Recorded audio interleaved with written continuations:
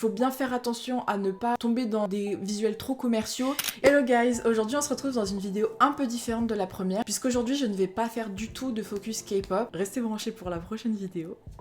Voilà, aujourd'hui on se fait uniquement les réseaux sociaux. Pour ceux qui ne savent pas, je suis social media manager depuis 4 ans et donc le but de la vidéo, ça va être de vous partager mon analyse des réseaux sociaux sur 2025 et vous donner 5 conseils à appliquer sur vos réseaux sociaux, sur vos comptes réseaux sociaux en 2026. Donc sans plus attendre, on va commencer la vidéo. Petit disclaimer, je précise que cette vidéo, elle est basée uniquement sur ce que j'ai observé sur les réseaux sociaux. Donc si vous avez observé d'autres choses, n'hésitez pas à me les mettre en commentaire, ça me ferait trop plaisir d'en discuter avec vous. Donc voilà, n'hésitez pas à me les écrire. Donc on commence la vidéo. On commence par ce que j'ai observé sur l'année 2025 dans les réseaux sociaux.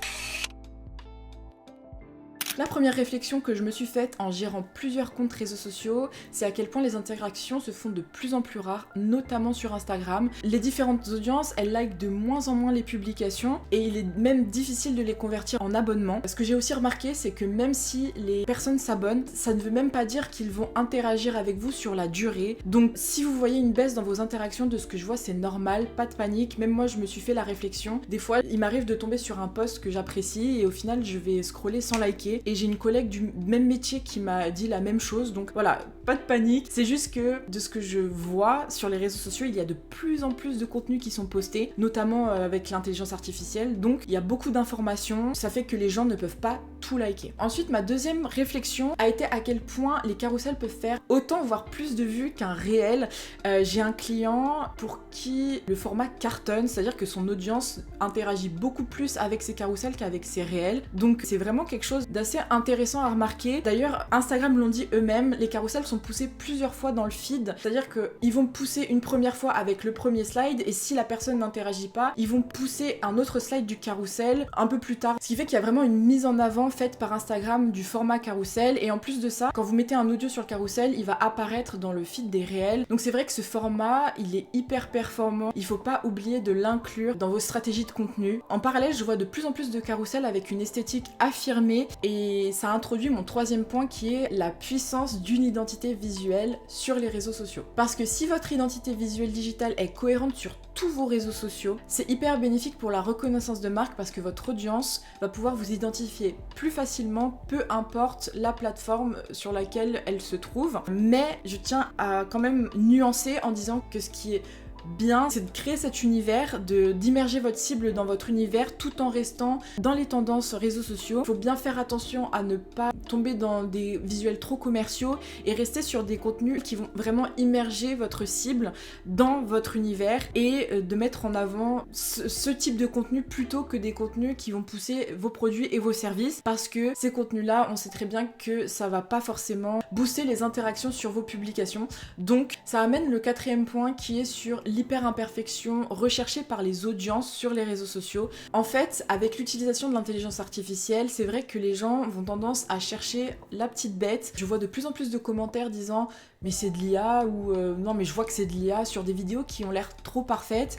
Et c'est vrai que dans le contexte actuel, les audiences vont être de plus en plus intéressées par des vidéos ou des contenus qui vont montrer des réalités de terrain, des choses imparfaites ou des choses qui vont leur faire ressentir une émotion, que ce soit de la joie ou de la tristesse. Donc d'où l'intérêt des contenus lifestyle, mais pas que, il y a aussi la mise en avant de sa personne, donc au moyen du personal branding, plutôt que de mettre en avant ses produits. Et donc on en vient à ma cinquième observation qui est de mettre en avant sa personne sur les réseaux sociaux plutôt que de mettre en avant ses produits, ses services, en fait ce qu'on vend, parce que c'est grâce à cette connexion entre l'audience et vous que vous allez créer une vraie communauté. Et c'est vrai que ce que je remarque, c'est que les gens vont beaucoup plus interagir et beaucoup plus s'abonner à des comptes qui mettent en avant une personne, un humain derrière, plutôt que de mettre en avant une entreprise au global. Au final, une personne va s'attacher beaucoup plus à un être humain qu'à un produit. D'une certaine manière, c'est un moyen en fait pour votre audience d'être sûr que vous n'êtes pas de l'intelligence artificielle. Donc c'est vrai que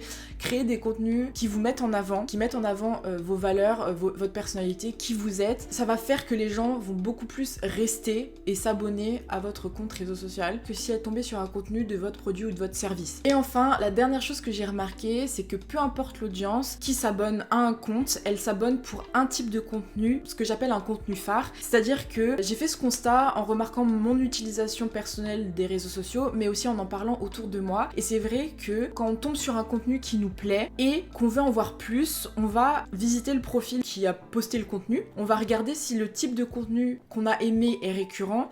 Et c'est vrai que s'il est récurrent, on va avoir plus tendance à s'abonner à ce compte-là. Ça m'est arrivé avec notamment le compte de Yann Leroux sur Instagram. Je sais pas si vous connaissez, il faisait des matinales par un moment pour apporter de la bonne humeur et de la joie dès le matin. On se réveille les amis! On se réveille les amis, motivation. On se réveille les amis, c'est mardi, c'est pas vendredi. Et quand je me suis abonnée à son compte, c'est parce que j'adorais ce type de vidéo, parce qu'il était revenu plusieurs fois dans mon feed. Et donc je me suis dit, je vais m'abonner à lui. Sauf que depuis qu'il a arrêté ses matinales, c'est vrai que je remarque que j'interagis moins avec son compte. Donc les contenus phares, c'est des contenus qui vont permettre vraiment de faire passer votre audience qui tombe sur votre compte en abonnement s'il remarque que ce contenu-là est fait de manière récurrente. Donc voilà, ces observations personnelles m'ont permis de définir 5 conseils à mettre en place sur vos réseaux sociaux en 2026. Et c'est ce qu'on va voir dès maintenant. C'est parti, let's go.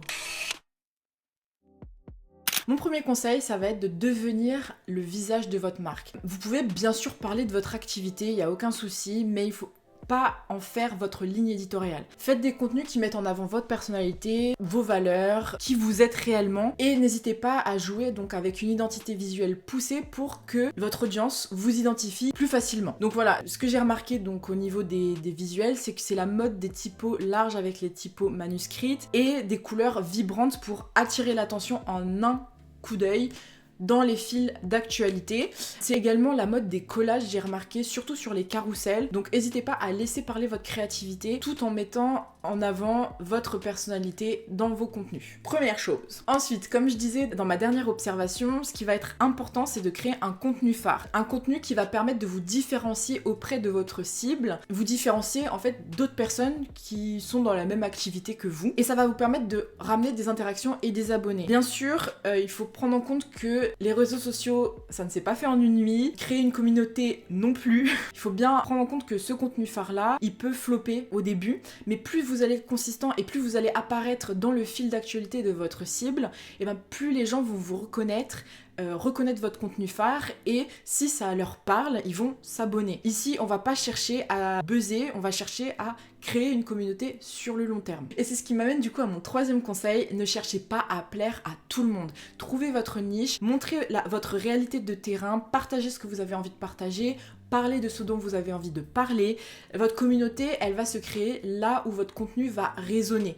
Donc, ne cherchez pas à tout prix à devenir viral, parce que les gens qui vont s'abonner pour un type de contenu que vous ne faites pas d'habitude, ils vont devenir des abonnés fantômes et ils ne vont pas interagir avec les contenus que vous faites d'habitude. Donc, quand vous devenez viral avec un contenu phare que vous créez et qui permet aux gens de vous identifier, c'est là où il va y avoir une vraie plus-value à cette viralité, à ce buzz, puisque les gens qui vont s'abonner pour le contenu que vous faites d'habitude, qui a buzzé, ces gens-là, ils vont continuer à interagir avec vous sur la durée, sur le long terme. Et donc c'est là où vous allez vraiment créer une vraie communauté prête à vous soutenir. Ensuite, mon quatrième conseil, qui va être un peu différent de ce qu'on vous rabâche sur les réseaux sociaux en ce moment, ça va être de ne pas utiliser l'intelligence artificielle pour vos contenus.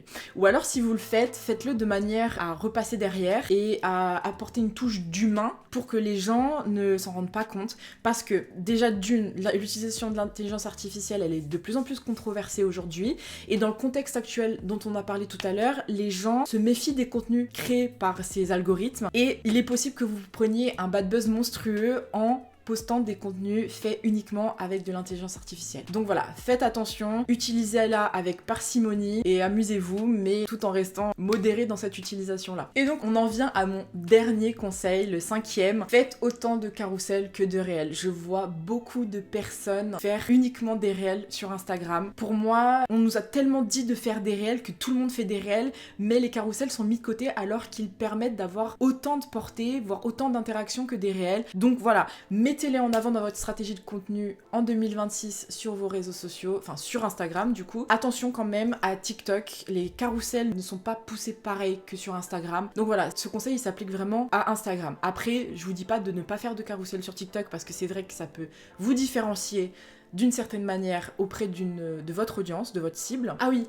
et autre chose, si vous continuez à utiliser des réels, enfin réels ou TikTok d'ailleurs, je veux dire vidéos courtes, pareil, mettez en avant votre identité visuelle pour justement permettre la reconnaissance de marque par votre cible, mais surtout dynamisez ces vidéos-là. Faites plusieurs plans, des plans un peu loufoques d'en haut, d'en bas, enfin en tout cas, faites des plans qui soient créatifs pour que les gens la voient jusqu'au bout aussi, parce que le watch time est très important d'ailleurs. Donc n'hésitez pas à dynamiser vos vidéos courtes. Si vous en êtes arrivé là, déjà merci d'avoir regardé la vidéo, c'était un plaisir de vous partager ces conseils. C'est ma deuxième vidéo sur cette chaîne YouTube, j'espère qu'elle vous a plu. N'hésitez pas à liker, à commenter aussi et surtout à booster la vidéo parce que j'ai vu que c'était une nouvelle fonctionnalité YouTube. Si ça vous a plu, pour permettre aux gens de me découvrir et me donner un peu de force dans mon travail. Merci à vous et je vous dis à la prochaine vidéo. Bisous.